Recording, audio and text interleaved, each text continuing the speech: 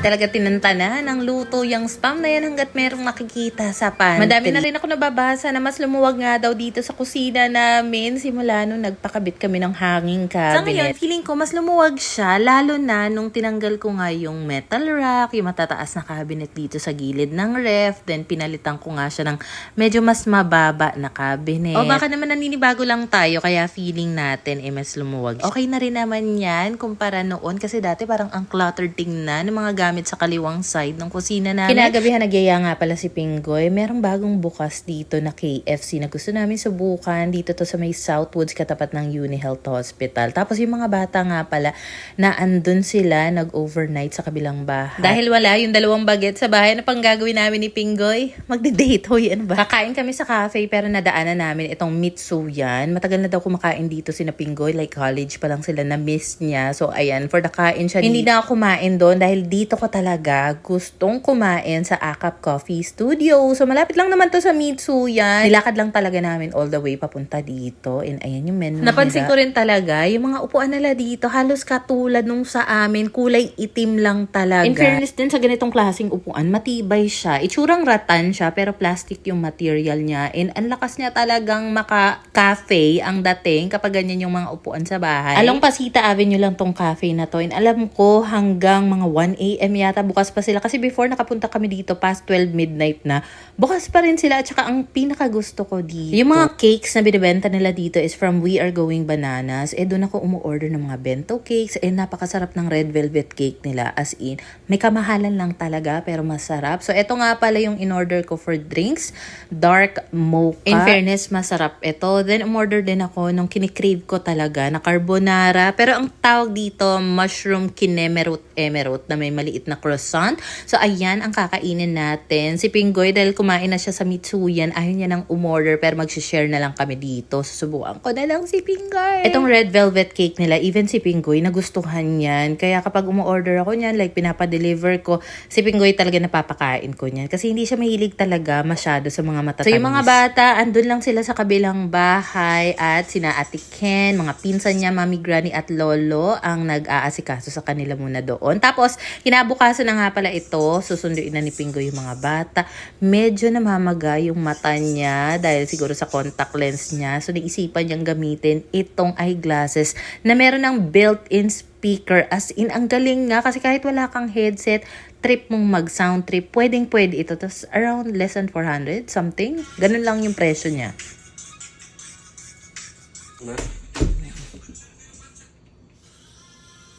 Ay, na-next ko.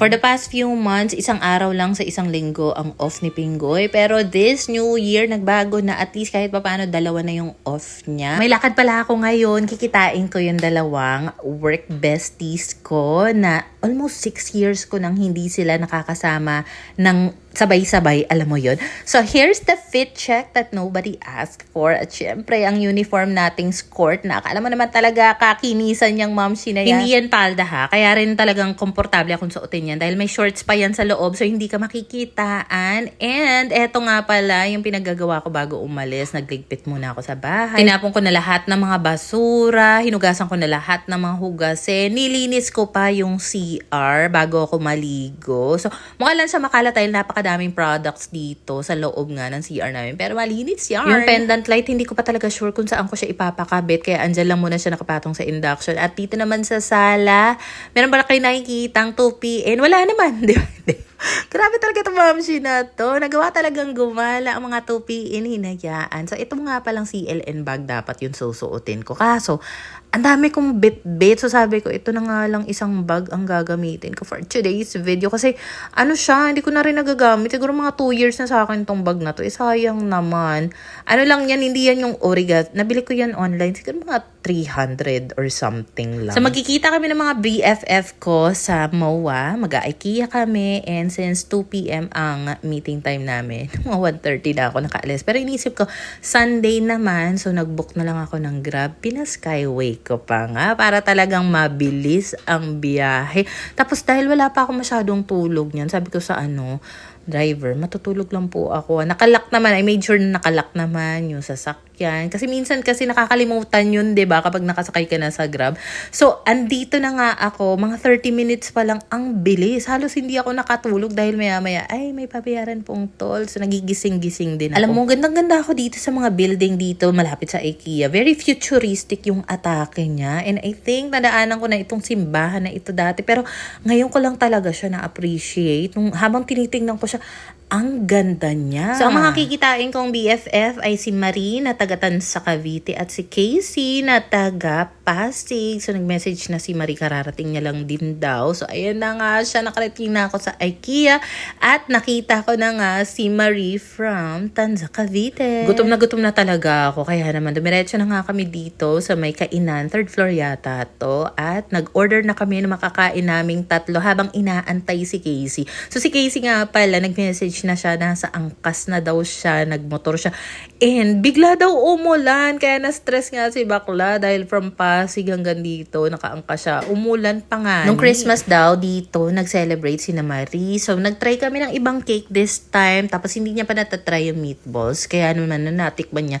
Ang sarap nga daw. And ito naman yung kakainin ko, salad lang. Nagugutom ako, pero parang wala ako sa mood kumain ng kanin. So, ayan, for the salad tayo ngayon. Nga pala itong relo na suot ko, bigay yan ng mommy ni Pingoy, siguro mga 8 years, 9 years ago, buhay na buhay pa rin. Pinapapalitan ko lang yung battery niyan. Medyo nag-fade na yung pagka-gold niya, pero maganda pa rin naman. Then, ito namang blue na top ko, Ralph Lauren. Ay, akala mo naman talaga. Bigay naman niya ng pinsan ni Pingoy na si Petch. Hi, Petch. Alam mo, hindi ko talaga siya nilelet go kasi feeling ko magagamit ko pa naman siya kahit medyo masikip na. So, ayan na nga ang ating Beshi Wariwap na si Casey from Pasig. Nagdala rin pala ako ng lagayan ko ng tubig kasi alam ko meron silang refillable drinking water dito sa IKEA. So, maliban nga pala sa tubig kanina, nagbitbit pa ako ng kopi ko brown kasi alam ko talaga na aantukin ako. Ayoko namang makatulog habang nagchichikan kami dahil almost 6 years in the making nga itong pagkikita namin. Yung mga plano namin na magkita tayo dito, ganto, ganyan. Lagi talaga na-delay. Ngayon na lang talaga ulit natuloy. Kasi si Casey, nagkikita kami niyan dahil dinadayo ko siya sa Pasig. Si Marie naman, nagkikita kami dahil dinadayo ko siya sa Cavite. Pero yung kaming tatlo together, ngayon na lang ulit after mga 6 or 7 years yata. Kaya naman, catch up malala kami sa mga chikahan dito. Isa nga pala ito sa mga bibilhin ko dito. Pero meron pa talaga akong tinatarget hanapin or bilhin dito sa IKEA. Yung parang pangharang sa gilid ng stove. Kasi meron ako nakita online na sa mga almost 600. So kung meron sa IKEA, at least makikita ko siya muna ng and I think kailangan ko rin ito kapag nagsasalin ako ng mga toyo, suka. Bakit nga pala dito kami napadpad sa IKEA kung magkikita kami? Dito lang kasi pwede si Marie, tapos si Casey naman, pwede naman siyang mag-angkas daw dito. Ako naman kahit saan sila pwede, basta makita ko lang sila na magkasama, go ako dyan. April yata of 2008 ako nakagraduate sa college, and then May 2008, nag-start agad ako magtrabaho sa call center. Sila yung mga unang office mates ko, and imagine since 2008, even up to now, 2026 na, magkakaibigan pa rin kami. Meron akong iba't ibang set of friends, pero kakaunti lang sila, kakaunti lang kami. And talagang ito yung mga kaibigan ko talaga na hindi ka talaga mahihiya sa kahit anong issue mo sa buhay, kahit anong ikwento mo. Yung alam mong andyan lang, ready makinig sa'yo sa mga hinaing mo sa buhay. And shout out kay Bench. Si Bench, naka-office mate lang din namin dati. Ngayon, asawa na po ni Marie. Alam mo, napaka-perfect din talaga nitong IKEA na meeting place, sa mga get-together, na mga 30, 40. Kasi mga gamit sa bahay, yung mga andito, talagang magkakasundo kayo. Dahil ito na yung mga trip nyo sa buhay kapag nanay ka na. May ilang mga gamit sa bahay din ako, especially sa sala na hinahanap dito. Isa na dyan ay storage box na itim para sa sala namin. So, ito sanang gusto ko. Medyo mahal itong malaki. Yung maliit kasi niya, 99. Pero yung medyo malaki, mahal siya, mga almost 300. So, nakakita ko ng isa pa. Ito naman, medyo manipis siya. Pero, may option kang bumili ng separate na takip para kung ay mo na alikabukan yung loob niya. Yung separate na takip niya nasa 30 pesos. And I think, bagay na bagay ito para doon sa sala namin. So, for the add to cart tayo niya. Gusto ko rin talaga ng whole body mirror na ganito. Hindi pa makakapag-selfie ka bago umalis. Pero, hindi talaga ako naglalakas loob na mag-request ng ganyang sample na malalaking salamin. Kasi natakot ako na baka mabasag lang on the way, parang nahihinayang ako para kay seller. Akala mo naman talaga, approve siya sa mga pinagre-request niyang product sample. Anyway, dito nga pala kami napadaan sa mall na ito. Grabe, ang ganda ng ceiling niya. Pero ang hindi ko maiwasang isipin, ang hirap siguro linisin, tanggalin ng alikabok dito sa ceiling niya. Pero kung maganda siya sa paningin, napakaganda. Hindi ko rin alam bakit iniisip ko ba, pinoproblema ko pa yung panlilinis sa ceiling nila. Napakayaman naman na nagpatayo ng mall na yan for sure. For the walk nga kami dito sa may seaside area. Alam mo ba, gusto ko talaga sana na maabutan namin yung sunset. Kaso, ginabi na nga kami. Hindi pa kami natatapos mag-check out sa IKEA. So ayan, buti na lang.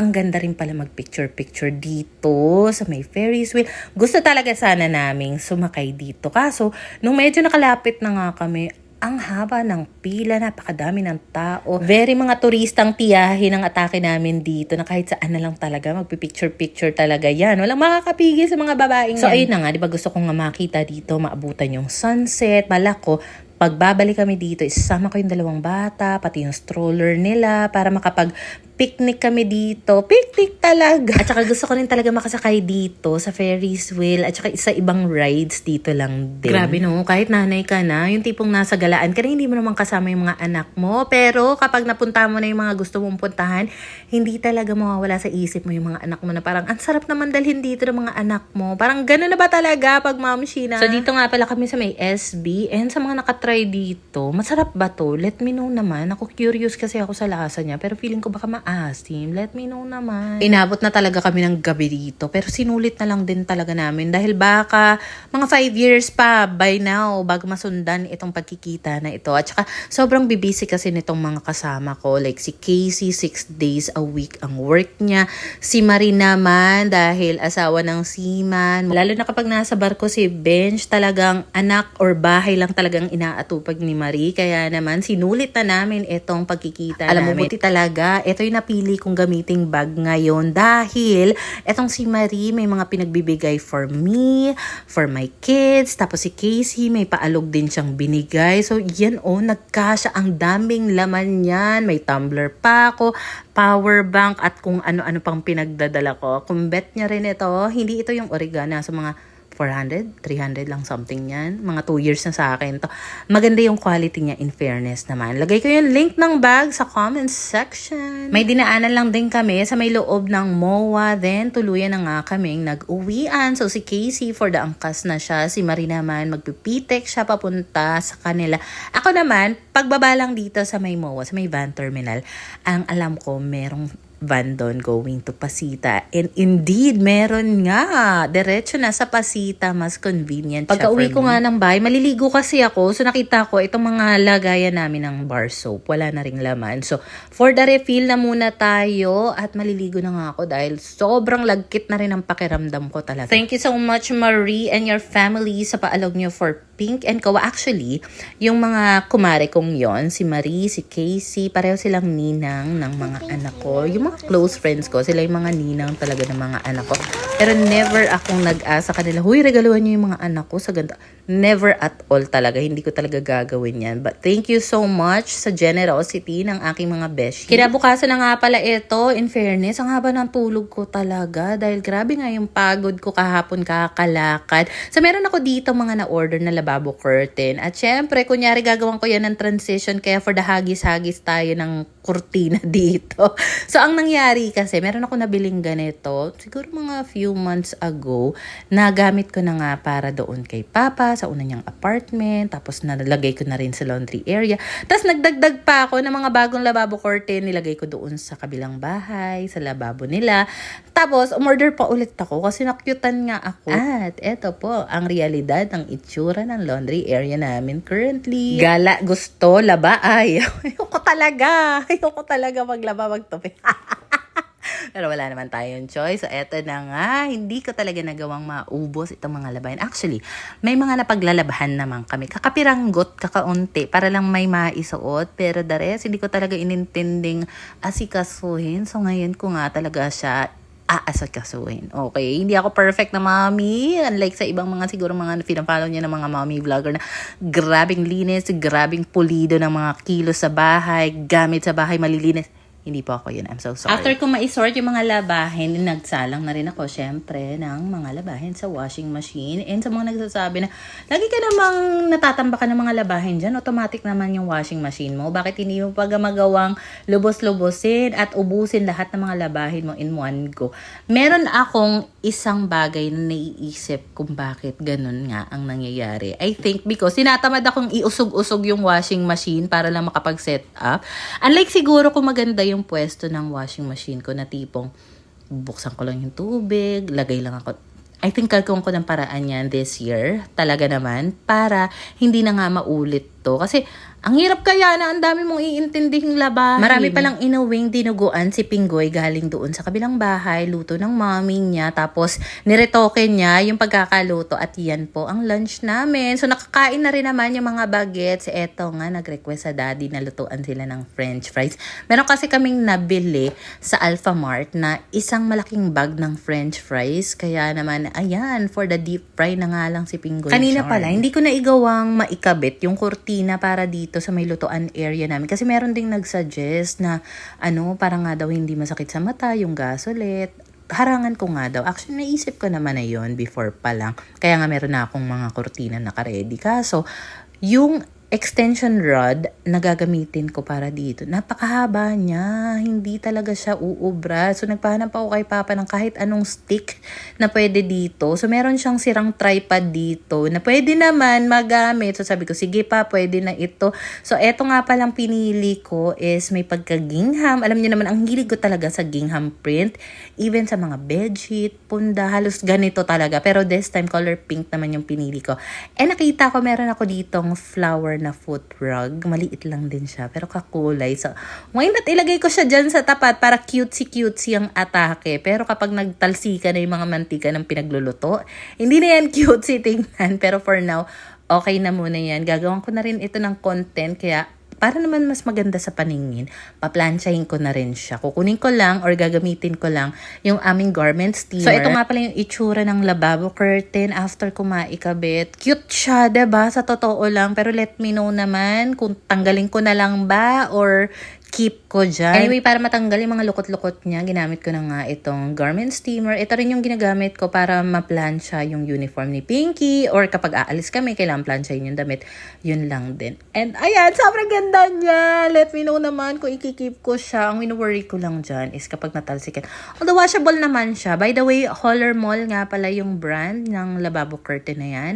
Maraming ibang kulay, iba't ibang design ng ganyang lavabo curtain. Kaya kung bet nyo, lalagay ko yung link niyan sa comment section and nasa showcase ko rin yan. And flex ko lang ulit itong naiwang dinodrawing ni Pinky. Napakahusay naman talaga ng bata. Alam mo, madalas talaga namin nakakalimutan ni Pinggoy na umorder na i-refill nga itong gasolet namin. And finally, eto na nga, dumating na nga. Actually, unang punta dito nagde-deliver. Yung malaking tangke ang dinala niya. Sabi ko, boss, hindi po yung pang 2.7 kilograms. So, ayun, hassle lang dahil kailangan niyang bumalik. But anyway, ayan na nga at ikakabit na nga ni Pinggoy or ilalagay na ni Pinggoy dito dahil ito naman talaga yung gusto naming maging main lutuan. Kaya rin sinadya ko na medyo mababa nga yung patungan dyan sa part na yan para level lang siya para dito sa aming gasolet. Let me know naman kung okay ba siya dyan dahil kung hindi, wala naman tayo magagawa. Yan lang ang lutuan namin or magdidekuryente kami which is itong induction cooker namin o kaya naman yung isa pa naming electric cooker. Inilabas ko na rin pala yung ibang part para dito sa pendant light dahil bala ko na talaga siyang ipakabit. Ayan lang muna for today's video. Follow me for more!